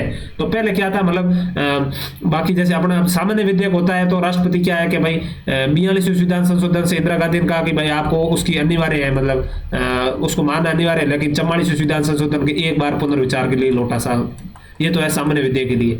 लेकिन जो मतलब संविधान संशोधन विधेयक है ना, उनके लिए ऐसा नहीं है। उनको क्या है कि अनुमति देनी ही होगी, आपको अनुमति देगी तभी काम चलेगा। कहने मतलब 24वें संविधान संशोधन कब हुआ, 1971 में इंदिरा गांधी के समय हुआ था। कोई संविधान संशोधन करती है, वर्तमान में भी यही प्रचलित है। सामान्य विधेयक के लिए राष्ट्रपति एक बार पुनर्विचार के लिए लौटाया जा सकता है, लेकिन संविधान संशोधन के लिए राष्ट्रपति बाध्य है। 24वें संविधान संशोधन 1971 इसका आंसर माना जाएगा। 368 के तहत राष्ट्रपति क्या है, बाध्य है। कब से हुआ, 24वें संविधान संशोधन से। 42वें अपन खूब सारे कर लिए, 44वें बीच बहुत सारी चीजें पिछले वीडियो में डिस्कस कर लिए, तो आपको ये याद रखना है सामान्य एक बार। और बाकी और संविधान संशोधन की बात करें तो इसमें संयुक्त बैठक का भी प्रावधान नहीं है, ये भी आप याद रख ले। साथ साथ में कभी ऐसे स्टेटमेंट बना के पूछा जा सकता है, संयुक्त बैठक का भी संविधान संशोधन में क्या है, प्रावधान नहीं है। संविधान संशोधन होगा उसमें मतलब संयुक्त बैठक नहीं बुलाई जा सकती। कहने का मतलब बात ये है। और 368 दो प्रकार के होते हैं, 1971 और वर्तमान में ये व्यवस्था प्रचलित है। अगले प्रश्न की ओर बढ़ रहे हैं दोस्तों, ये देखो अब पीवाईक्यू फायदा, ये कभी तो एक पूछते हैं, कभी अलग अलग पूछते हैं, ये खूब बार पूछा हुआ है। वापस इसको पुराने पढ़ लीजिए तो आराम से इस प्रश्न को हैंडल किया जा सकता है, नहीं तो मुश्किल था। सीधे सीधे आप जा रहे थे तो ऐसे प्रश्नों को हैंडल नहीं किया जा सकता। ये क्या आ गया, ऐसे याद ही नहीं रहता सामान्यतः। ये आरएस में पूछा हुआ था, खूब सारे 2-3 बार पूछा हुआ था, तो मैंने उस समय बता दिया। मैंने कहा ये कब बार बार पूछ रहा है, 39 का पता नहीं एग्जामिनर फेवरेट हो गया ये 39 का। सामान्य नहीं सुन, कभी इनका सन पूछता है, कभी संविधान संशोधन नाम लेके पूछता है, कभी सीधा ही वो ऊपर चीज लिख देता है उसके अंदर है वो, उसके बाद में पूछता है कौन से में है ये। तो आपको याद रखना है कि 39 का समान विधिक निःशुल्क विधिक सहायता वाली बातचीत है। और जो कि मतलब पहले बात तो 42 संविधान संशोधन में 3 चीजें हुई है। एक तो कौन सा 39 का, एक 39 का, एक 43 का, और एक कौन सा है ये, एक और 48 का। ये 3 संविधान संशोधन जोड़ा। कौन से, 39 का हो गया, 48 का हो गया, 43 का हो गया। कहने मतलब 3 नहीं है, 1 2 4। कौन सा, एक जैसे ये हो जाएगा 1 2 4 इसका आंसर हो जाएगा। 1 मिनट इसका भी मैं बताता हूँ। 1 2 4 इसका क्या अंतर स्थापित किया गया, ये याद रखना है एक तो सामान्यतः अपन को। और उसके बाद में क्या है, इसके बाद में यदि बात करें तो मतलब इसकी बात करें तो सामान्यतः अपन, हाँ तो दोस्तों जैसे मतलब सामने में देखने लग गया, उसको थोड़ा गड़बड़ किया लग रहा था। इसमें अपना क्या है कि मतलब ये देख रहा हूँ ये ख है, यहाँ पे 43 ख है, तो कहना मतलब यहाँ 43 क किया था 42 संविधान संशोधन। तो क्या हो जाएगा इसका आंसर, एक तो 1 हो जाएगा, 1 4 हो जाएगा, इसका आंसर 1 हो जाएगा। तो इसमें 42 संविधान संशोधन ये याद रखना है। तो जैसे बात करें 42 संविधान संशोधन से 2 3 किए थे अपन को, तीनों याद रखने हैं। इसमें क्या है, समान विधिक निःशुल्क सहायता वाला ये चीज इसमें देख रखी है। उसके बाद में 43A में क्या लिख रखा है कि भाई हिस्सेदारी, कर्मकारों की हिस्सेदारी, मतलब मैनेजमेंट में हिस्सेदारी मजदूरों वगैरह की, उसकी कर्मकारों की, उसकी मतलब कर्मकारों के प्रबंधन में हिस्सेदारी, किसमें, प्रबंधन में हिस्सेदारी है, वो 43 क में। और 48 ए में क्या लिखा है कि राज्य पर्यावरण की रक्षा करेगा, पर्यावरण वगैरह, राज्य पर्यावरण की रक्षा करेगा, सुरक्षा करेगा, ये चीजें 3 ध्यान रखें। 42वें संविधान संशोधन नीति निर्देशक तत्वों से वर्तमान में जो संशोधन हुए हैं उनसे पूछे जा रहे हैं प्रश्न, खूब सारे पूछे गए। ये तो कभी खूब सारे एग्जाम में पूछे गए, तो देख लो आप, ये देख सकते हैं आरपीएससी फॉन्ट का, मैंने कोई मेरी तरफ से प्रश्न नहीं बनाए हुए, सारे सारे ओरिजिनल प्रश्न से बनाए हुए हैं, मतलब जिनका पेपर है उनका ही स्क्रीनशॉट लगाया हुआ है मेरे पीपीटी में। तो अब 42 संविधान 3 तरह के हुए हैं, यही पूछ रहा है तो आपको याद ही करने पड़ेंगे निश्चित रूप से। ये हार्ड पढ़ते हैं, लेकिन आप क्या करें, ये पूछे एग्जामिनर की मर्जी, वो पूछ रहा है अगला, तो अपन को याद करके ये इनका छुटकारा पाया जा सकता है, बाकी इसका कोई तरीका नहीं है। 3 प्रकार के 42 हुए, 39वां, 43वां, 48वां, तीनों है, तो तीनों क्या है, 42वें संविधान संशोधन के माध्यम से जोड़े। नीति निर्देशक सारे अपन पढ़ ले। एक तो उसके बाद में 44वें संविधान संशोधन से, 44वें संविधान संशोधन नीति निर्देशक तत्वों में क्या किया, एक 38B नाम का आर्टिकल जोड़ा गया। 38B में क्या है कि राज्य असमानताओं कम करेगा, आय की असमानता है ना, आय की असमानता उनको कम करेगा राज्य, तो ये याद रखना है। कौन से में, 48(2) में। उसके बाद में क्या है, उसके बाद में 86वें संविधान संशोधन से क्या है, 45 अनुच्छेद 45 में क्या है कि भाई 6 वर्ष तक बच्चे, 6 वर्ष तक बच्चों के लिए मतलब है वो आरंभिक शिक्षा का प्रावधान है। और उसके बाद में 97 में क्या है, 97वें संविधान संशोधन किस में जोड़ा गया, 43B, ये भी पूछा हुआ कई बार, उसमें क्या है, सहकारी समिति। ये अपना क्या है, ये बार बार यहीं से पूछ रहा है। ये 5 कितने, 4 तो संविधान संशोधन, एक तो 42वां है, एक 44वां है, और एक 86वां है, और एक ये 97वां है। 4 संविधान संशोधन नीति निर्देशक हुए आज तक। 42वें में 3 तरह के, एक तो समान निःशुल्क सहायता है 39 में, उसके बाद में 43 में कर्मकारों में प्रबंधन में हिस्सेदारी, और 48 में पर्यावरण वगैरह के बारे में बातचीत। उसके बाद 44 में 38(2) आर्टिकल है, उसमें क्या कि आय की असमानता राज्य कम करने का प्रयास करेगा। 86वें संविधान संशोधन अनुच्छेद 35 में जोड़ा कि 0 से 6 बालक है उनकी शिक्षा के लिए। और 93वें संविधान संशोधन 43(ब) आर्टिकल में जोड़ा है सहकारी समिति। तो ये आप याद रखें, पूछा जा रहा है, आप निश्चित रूप से शॉर्ट बनाए, कैसे करें इसको याद करना पड़ेगा, नहीं तो इसका कोई तरीका है नहीं। ये आजकल इन्हीं से ही पूछ रहा है, कभी ये पूछ लेता है, देख लो, कभी ये पूछ लेता है, कभी यहाँ से पूछ लेता है, कभी ये पूछ लेता है। इसमें क्या है, तीनों में से कोई भी प्रकार का प्रश्न पूछा जा सकता है। ठीक है, अगले प्रश्न की ओर बढ़ रहे हैं दोस्तों। अगला प्रश्न है कि भारत के संविधान में कौन सा अनुच्छेद राष्ट्रपति द्वारा पारित गैर धन विधेयक को पुनर्विचार के लिए वापस भेजने का अधिकार देता है। मतलब ये पूछ रहा है कि भाई संसद द्वारा पारित गैर धन विधेयक, मतलब जो गैर धन है, एक तो अपन को पता, ये याद रखना है कि भाई साहब मतलब संविधान संशोधन, एक मिनट सॉरी दोस्तों, टेक्निकल मिस्टेक होगी, वैसे ठीक है। तो क्या है कि एक तो अपना क्या होता है, मतलब अनुच्छेद 107 है, 107 है, उसमें क्या है कि सदन में विधेयक प्रस्तुत करना और पारित करना प्रस्तुत करना, ये है 107 में। 3 तरह के पठन होते हैं, अपन को पता है, पहले इंट्रोडक्शन होता है, बाद में विचार विमर्श होता है, और उसके बाद में व्याकरणिक अशुद्धियों करके 3 तरह का पठन होता है। ठीक, उसके बाद में सामान्य विधेयक 2 प्रकार के होते हैं, एक सामान्य विधेयक होता है, और एक क्या होता है, धन विधेयक होता है, और एक क्या होता है, संविधान संशोधन होता है।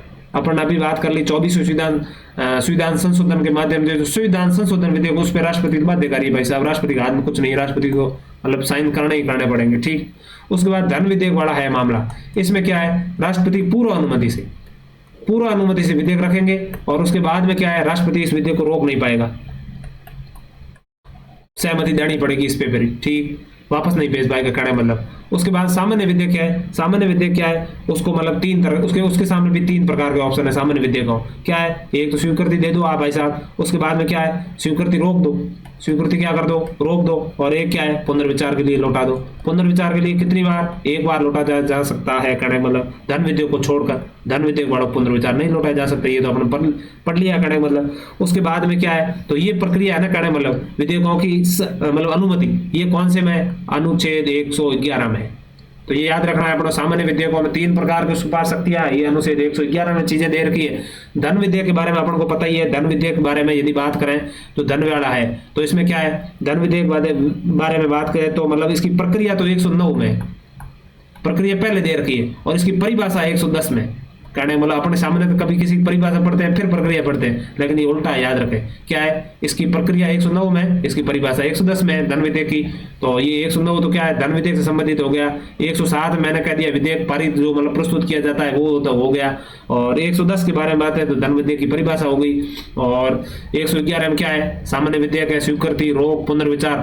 पहले तो 42 संविधान संशोधन से राष्ट्रपति को बाध्यता 44 का भाई एक बार वापस लौटा जाए संविधान संशोधन, राष्ट्रपति 24 संविधान संशोधन से उसको मतलब करना ही पड़ेगा सहमति। ठीक है, ये अपन चर्चा कर ली, यहाँ से पूछा जा सकता है, आप याद रखें फैक्टों को, बार बार रिवाइज करें। अगले प्रश्न की ओर बढ़ रहे हैं दोस्तों। अगला प्रश्न इन्होंने पूछा है, निम्नलिखित में किस मामले में उच्चतम न्यायालय ने कहा है कि संसद के संविधान के किसी भी भाग में संशोधन करने का अधिकार है। भाई संसद ने कहा कि मतलब न्यायालय ने कहा, सुप्रीम कोर्ट ने कहा कि संसद को संविधान के किसी भाग में संशोधन करने का अधिकार है, इसमें कोई भी मौलिक अधिकार शामिल है। और यदि संविधान निर्माता मौलिक अधिकार का संशोधन शक्ति के दायरे से बाहर रखना चाहते थे तो उन्हें संबंध में स्पष्ट प्रावधान किया होता। कहने मतलब इसमें कौन सा जो वाद आया था उसमें कहा था कि भाई मौलिक अधिकारों में भी संशोधन कर सकते हैं, यदि ऐसा मामला होता तो इसमें कौन सा किया। ऑप्शन क्या है, पहला दिया एक गोपालन बनाम भारत संघ 1950, दूसरा दिया शंकरी प्रसाद सिंह बनाम भारत संघ बिहार राज्य, उसके बाद में पश्चिम बंगाल बनाम भारत संघ, उसके बाद में सज्जन सिंह मामला भारत संघ बनाम। तो दोस्तों ऐसी बात है कि एक गोपालनवाद तो किससे संबंधित है, ये अनुच्छेद 21 से विधि द्वारा स्थापित प्रक्रिया है। किससे, इसमें बोला भाई संविधान बोला विधि द्वारा स्थापित प्रक्रिया कि भाई जैसा भी संसद ने कानून बना रखा है ऐसे ऐसे मतलब अक्सर सुप्रीम कोर्ट वगैरह पालन करेगी, उसकी कोई व्याख्या करने का अधिकार नहीं है। तो ये तो 21 से जुड़ा हुआ है करने मतलब, तो इसमें मौलिक अधिकार के बारे में ऐसा कुछ बोला नहीं। उसके बाद में दूसरा नंबर है शंकरी प्रसाद, तो इसमें क्या है, तो इसमें भी शंकरी प्रसाद बारे में क्या बोला कि भाई मतलब ये अपने संसद है संविधान संशोधन कर सकती है, मतलब ये संविधान संशोधन है ना 368 से मतलब किसी भी भाग का जैसे मूल अधिकारों को भी कटौती कर सकती है। तो इसमें बोला था शंकरी प्रसाद में। और सज्जन सिंह वाले में भी ये बात बोली थी सेम कि भाई संसद है वो किसी भी मामले में है वो मतलब कहने मतलब मूल अधिकारों में भी संशोधन कर सकती है। और उसको मतलब ये जो इसमें इस आर्टिकल में दे रखा है ना कि संविधान किसी भाग में संशोधन करने का अधिकार है, कोई भी मौलिक अधिकार शामिल है, यदि संविधान निर्माता मौलिक अधिकार संशोधन शक्ति बाहर रखना चाहते थे तो वो प्रावधान करते। तो इस प्रश्न का आंसर क्या है, ये सामान्यतः अपन इतना ही पढ़ते हैं कि भाई दोनों में एक जैसी बात है, संसद कर सकती है, लेकिन उसने क्या है कि दोनों ही ऑप्शन में भी दिए और लैंग्वेज भी वही डाली है। ध्यान रखें, ये जो ऐसी बात दे रखी है ना ये आपको वापस पूछा जा सकता है। भाई इस सज्जन सिंह जो राजस्थान से जुड़ा हुआ है उस मामले में ध्यान रखें कि नीचे ऐसी भी बातें कर रखी है, बातें दोनों में एक जैसी है। यदि कंक्लूजन निकाले तो उसमें भी यही बोला है कि संसद संविधान संशोधन माध्यम से किसी भी भाग में संशोधन कर सकती है, मूल अधिकार में कटौती कर सकती है। इसमें भी यही बोला कि संसद है वो मूल अधिकार में कटौती कर सकती है, संविधान संशोधन के माध्यम से है वो मतलब किसी भी प्रक्रिया के माध्यम से संसद है वो मतलब कर सकती है जो भी करना हो। लेकिन इसमें ये बातचीत जो अलग अलग बातचीत करने मतलब ये एकदम उन्होंने क्या है कि जहां से भी उठाई है वर्डिक्ट से लैंग्वेज उठाई है एग्जैक्ट कहने मतलब केवल अपना सामने पढ़ते उससे काम नहीं चलेगा। ये जो बात है वो वापस इसमें लिखी हुई है, याद रखें जो प्रश्न में दे रखी है, आप वापस पढ़े इस प्रश्न को पॉज करके। और ये चीज है जो सज्जन सिंह वाले में दे रखी है तो आपको याद करना चाहिए। इसका आंसर तो 4 ही होगा। अगले प्रश्न की ओर बढ़ रहे हैं दोस्तों। अगला प्रश्न क्या है अपने गोलक, और उसमें यदि गोलक एक मिनट गोलकनाथ वाला मामला था, इसमें गोलकनाथ 1967 में आया, उसमें उन्होंने उसको पलट दिए थे सज्जन सिंह और दोनों ही शंकरी प्रसाद। उन्होंने कहा कि मूल अधिकारों में कटौती नहीं करेंगे भाई साहब आप, भले कुछ भी हो जाए, कहना मतलब मूल अधिकार पे लागू नहीं है संविधान संशोधन। और उसके बाद में केशवानंद भारती आया, उसने कहा कि भाई साहब कहीं भी कर लो लेकिन बेसिक ढांचे का आपको आया वो क्या है उसको छेड़छाड़ मत करो, चाहे मूल अधिकार में करो चाहे उद्देशिका में करो, कहीं भी करो, बेसिक स्ट्रक्चर में छेड़छाड़ नहीं होनी चाहिए। तो अपने ये कर लिए, ध्यान रखना आप लोग। अगले प्रश्न की ओर बढ़ रहे हैं। अगला प्रश्न है कि भाई ये पार्टियों से दिया है कि भाई किसी भी राजनीतिक दल को राष्ट्रीय दल के रूप में मान्यता देने के लिए निम्नलिखित में कौन सी शर्त सही है, कि भाई किसी भी पार्टी को राष्ट्रीय दल में कहीं मान्यता देनी है तो कौन सा सही है। एक सही है कहने मतलब 3 गलत है इसमें। पहले बात अपने याद रखें तो 3 चीजें हैं। एक है कि यदि कोई दल कम से कम 4 अलग अलग राज्यों में लोकसभा की 4% सीटें जीतता हो, यदि कोई दल कम से कम 3 अलग अलग राज्यों से लोकसभा की 6% सीटें जीतता हो, यदि कोई दल कम से कम 3 अलग अलग राज्यों से लोकसभा की 2% सीटें जीतता हो, यदि कोई दल कम से कम 4 अलग अलग राज्यों से लोकसभा की 2%। भाई साहब ये थोड़ा ये मुश्किल है याद करना, आपको पता होगा, लेकिन आपको इसको याद करना चाहिए निश्चित रूप से। एक तो इसका ये सही है कहने वाला, इस प्रश्न का आंसर ये हो जाएगा। एक तो ये है यदि कोई भी दल कम से कम 3 अलग अलग राज्यों से लोकसभा की 2% सीटें जीतता है, तो एक तो ये बात है। उसके बाद में कोई राज्य पार्टी है, ये दूसरी बात, कोई राज्य पार्टी है जैसे अपने राजस्थान में बाप पार्टी, आरएलपी पार्टी, दो पार्टियां हैं, राज्य पार्टियां। वो मतलब क्या है कि कोई पार्टी है वो 4 राज्यों में, कितने में, 4 राज्यों में, 4 राज्यों में राज्य स्तर का दर्जा प्राप्त कर ले। ये तो इनको एक एक पार्टी में 4 राज्यों में ये राज्य स्तर का पार्टी का दर्जा प्राप्त कर ले तो नेशनल मतलब पार्टी इनको डिक्लेयर कर सकती है। ठीक, एक तो ये बात हो जाएगी। एक ये हो गया कि यदि कोई दल 3 अलग अलग राज्यों में 2% सीटें जीतता है। एक है क्या, कोई भी राज्य पार्टी 4 राज्यों में राज्य स्तर का दर्जा प्राप्त कर ले। तीसरी बात क्या है, तीसरी बात है कि 4 राज्यों में न्यूनतम कितने, 4 राज्यों में, 4 राज्यों में न्यूनतम चुनाव में कुल वेद, 4 राज्यों में चुनाव में कुल वेद मतों का 6% प्राप्त किया हो। कितना, 6% प्राप्त किया हो तो लोकसभा में कम से कम 4 सीटें, लोकसभा में कितनी, 4 सीटें, 6% वेद मत, 4 सीटें, और 4 राज्यों के चुनाव में कुल वेद मतों का 6%, 4 सीटें प्राप्त की हो। और कोई राज्य पार्टी हो 4 राज्यों में राज्य स्तर का दर्जा हो। यदि कोई दल हो 3 अलग अलग राज्यों में, ये करने मतलब ये याद रखना चाहिए। उसको क्या फायदा मिलता है ये भी पूछा जा सकता है। उनको चुनाव चिन्ह मिल जाता है, कहने मतलब पहले चुनाव चिन्ह नहीं होता है, और उसके बाद में स्टार प्रचारक वो 40 स्टार प्रचारक बना सकते हैं। इनकी संख्या याद रख से एग्जामिनर यहाँ से प्रश्न पूछा जा सकता है, मुझे ऐसा लग रहा है यहाँ से 50 55 ऐसे दिया जा सकता है। अपन याद नहीं करते, सामने तो ऊपर सरसरी नजरों से देखते हैं, वो चाहेगा तो यहाँ से गलत करवा सकता है। तो स्टार प्रचारक कोई भी राष्ट्रीय पार्टी प्राप्त होती है उसको 40 स्टार प्रचारक प्राप्त होते हैं, चुनाव चिन्ह प्राप्त हो जाता है, खूब सारे खर्चा पानी जो चैनल वगैरह होते हैं राष्ट्रीय, उनको अपना एडवर्टाइजमेंट करने का भी अधिकार हो जाते हैं। 6 पार्टियां हैं, अपन को ये याद रखें तो कर सकते हैं आप।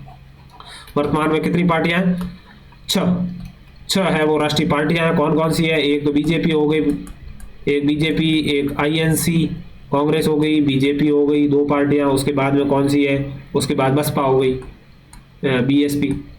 उसके बाद में चौथी पार्टी कौन सी हो गई, कम्युनिस्ट पार्टी हो गई। कम्युनिस्ट पार्टी कौन सी, कम्युनिस्ट पार्टी ऑफ इंडियन। और 5वीं कौन सी होगी, एनएनपी। और 6ठी पार्टी कौन सी होगी, आप। ये 6 पार्टियां, इनको क्या है, राष्ट्रीय दल की पार्टियां। ध्यान रखें, चुनाव आयोग में उनको क्या है, मतलब इसको देता है करने वाला जो भी है। इसका ये सही हो जाएगा। अगले प्रश्न की ओर बढ़ रहे हैं दोस्तों। निम्नलिखित युग्म से कौन सा सम्मिलित नहीं है, कहने वाले एक तरफ प्रधानमंत्री, उप प्रधानमंत्री। सरदार वल्लभ भाई पटेल के समय जवाहरलाल नेहरू थे क्या, बिल्कुल सही थे। मोरारजी देसाई के समय इंदिरा गांधी। चौधरी देवीलाल समय चरण सिंह समय मोरारजी देसाई। ये दे रखा है, कौन सा क्या बोल रहा है कि भाई कौन सा है वो असम्मिलित है। तो चौधरी देवीलाल वाला इसका आंसर क्या हो जाता है, ये वीपी सिंह के समय थे, ये वीपी सिंह के समय थे। तो वापस पूछा जा सकता है, ऐसे अलग अलग पूछा। सरदार पटेल के समय कौन थे, ये तो अपन को पता है कि जवाहरलाल नेहरू के समय थे, ये बाकी वाले नीचे याद वाले नहीं रहते सामान्यतः। तो इंदिरा गांधी के समय उप प्रधानमंत्री थे, ऐसा पूछा जा सकता है। तो क्या याद रखना है अपन को, मोरारजी देसाई याद रखना है। उसके बाद ऐसा भी पूछा जा सकता है कि भाई प्रधानमंत्री चरण सिंह समय उप प्रधानमंत्री, या मतलब ये वीपी सिंह के समय उप प्रधानमंत्री कौन थे, ताऊ देवीलाल कब से वीपी सिंह के समय थे, ध्यान रखें। उसके बाद में मोरारजी देसाई समय कौन थे, उस समय तो कौन थे, चरण सिंह जी थे। और उसके बाद अटल बिहारी वाजपेयी के समय मतलब है वो अडवाणी जी थे, वो भी इसमें दे नहीं रखा, वो भी उस समय क्या थे, उप प्रधानमंत्री थे, याद रखना चाहिए। और इसका आंसर 3 हो जाएगा। अगले प्रश्न की ओर बढ़ रहे हैं दोस्तों। भारत की विदेश नीति में गुट निरपेक्षता सिद्धांत निम्नलिखित में क्या सम्मिलित नहीं है। तो भाई भारत की गुट निरपेक्ष जो अपन को पता है कि भाई गुट निरपेक्ष नीति नाम है वो भारत में भाई शीत युद्ध जो प्रारंभ हुआ था भाई अपने मतलब रशिया और ये अपने नाटो और वार्सा पैक्ट, दोनों अलग अलग पैक्ट बना रखे थे एक दूसरे के ऊपर। दूसरा वर्ल्ड वॉर होने के बाद में दोनों एक दूसरे की मतलब सैन्य शक्ति को और अलग अलग देशों के समूह को मतलब एक साथ इकट्ठा कर रहे थे और अपनी शक्ति बढ़ाने का काम कर रहे थे। तो भारत ने मतलब युगोस्लाविया की में पंडित नेहरू को बेलग्रेड वहां पे अपने मतलब है वो 120 देशों का समूह बनाया 1961 में। मतलब एक अलग ही कहा कि भाई नैब हम किसी भी गुट में सम्मिलित नहीं है, और ऐसा करके मतलब इन्होंने अलग गुट बनाया। और उसकी मतलब वर्तमान सम्मेलन भी अध्यक्षता होती रहती है। 18वां सम्मेलन था, उसमें अपने उपराष्ट्रपति भाग लिया था। वर्तमान में 19वां सम्मेलन हुआ था, कब हुआ था, 2024 में सम्मेलन हुआ था। भारत के विदेश मंत्री एस जयशंकर है, ये इन्होंने भाग लिया था। कहाँ हुआ था, ये हुआ था मतलब कपाला में, युगांडा की राजधानी है ना कपाला। ये एग्जाम पूछा हुआ 2 दिनों में, तो आप याद रखें कौन सा सम्मेलन था, 19वां सम्मेलन। जयशंकर विदेश मंत्री भाग लिया था। और उसके बाद में युगांडा की राजधानी कपाला में कौन सा, और 1961 से पंडित नेहरू के हुआ था। उसके बाद में इसका आंसर क्या हो जाएगा, इसमें क्या पूछ रखा है कि भाई सम्मिलित नहीं है, शक्ति गुटों की अप्रतिबद्धता, भाई किसी गुट में सम्मिलित नहीं है। विदेश नीति स्वतंत्रता, बिल्कुल विदेश नीति स्वतंत्रता। विश्व मामलों के प्रति तटस्थता, शांतिपूर्ण सह अस्तित्व पर जोर, बिल्कुल ये सभी सही है, ये भी सही है, ये भी सही है, ये सही है, लेकिन इस आंसर क्या हो जाएगा, ये विश्व मामलों तटस्थ नहीं हो गए, ये इसमें सम्मिलित नहीं था। इसका प्रश्न क्या हो जाएगा, ये। अगले प्रश्न की ओर बढ़ रहे हैं दोस्तों, 53 नंबर प्रश्न। तो ये पूछा है कि 1974 में भारत श्रीलंका के साथ दोनों देशों के मध्य ऐतिहासिक पानी सीमाएं तय करने की इच्छा एवं समझौता हुआ, निम्नलिखित में से किस द्वीप पर यह समझौता विशेष रूप से उल्लेखित है। ये बहुत मतलब चर्चा में था, पिछले 12 महीनों से चर्चा में, चुनाव के समय से चर्चा में शुरू हुई थी। तमिलनाडु, ये कच्चा द्वीप है, इंदिरा गांधी के समय 1974 में, इसका सन याद रखें, पूछा जा सकता है वापस, ये सन 1974 कब दिया, 1973, 72, ऐसा करके बढ़ाया जा सकता है वापस की लिस्ट। इसको कच्चा द्वीप है, और तमिलनाडु की जो विधानसभा है वो बार बार प्रस्ताव पारित करती है, और ये मतलब मांग करती है कि कच्चा द्वीप वापस भारत में सम्मिलित किया जाए। और मतलब दिया था ना तब ऐसा था कि भाई मछुआरे वगैरह है, इसके ऊपर सूखे जाल वगैरह सुखा सकते हैं, लेकिन वर्तमान में श्रीलंका की सरकार वगैरह वहां से घेराबंदी कर रखी है और इसको मतलब जाल वगैरह सुखाने नहीं दे रही है। तो इसका आंसर क्या हो जाएगा, कच्चा द्वीप। अगला प्रश्न दोस्तों, अगला प्रश्न है कि इस महासभा के समक्ष अपनी जनता, अपनी सरकार की यह कहना चाहता हूं कि हम संयुक्त राष्ट्र की संविधान के प्रतिबद्धताओं, उद्देश्यों के प्रति पूर्ण निष्कलंक प्रतिबद्धता रखते हुए हम अपनी पूरी क्षमता के साथ उन सिद्धांतों, उद्देश्यों पूर्ति के लिए कार्य करने का प्रयास करेंगे। निम्नलिखित भारत के किस प्रधानमंत्री ने संयुक्त राष्ट्र महासभा में यह वक्तव्य दिया था। ये ग्रेड 2 में था, इसके सिलेबस नहीं, उनको लोड लेने की ज्यादा जरूरत नहीं। मैं क्या पॉलिटिक्स सारे लिए, तो इसका क्या है, पंडित नेहरू ने ये डायलॉग मारा था, कहना मतलब ये अपन पता ही है, पंडित नेहरू उस समय मतलब एक सॉफ्ट सभी के व्यक्ति थे, जो भी किसी भी गुट में सम्मिलित नहीं, और महासभा में हर प्रकार, जैसे JNK वाला मामला था वो भी नेहरू, और ये 1948 में भाषण दिया था, इसका सन भी याद रख सकते हैं आप, याद रखें तो सामने का, तो ये किसने बोला था, तो नेहरू ने, आप याद रख सकते हो। और ये अपने मतलब ग्रेड 2 के फर्स्ट वाला चरण हुआ था।